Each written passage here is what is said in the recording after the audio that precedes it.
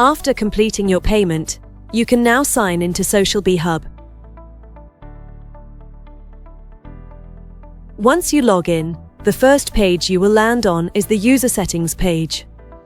Here, you can quickly check your current plan. In my case, it's the Hive Agency plan. You will also see all the details of your subscription, how many brands you can manage, the connected social accounts, users, and your AI content credits. And the best part? You're always in control. With just one click on this button, you can upgrade or downgrade your plan anytime you want. Super simple and flexible.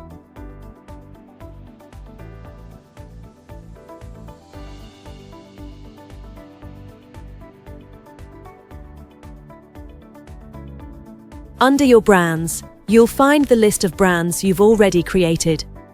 For each brand, you can view its ID, time zone, users, connected accounts, and credit usage.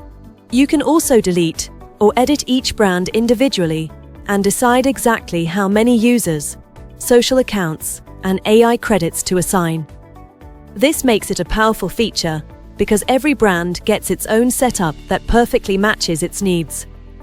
From here, simply click Create Brand to add a new one. And if you want to change your password from Settings Security, it's very easy.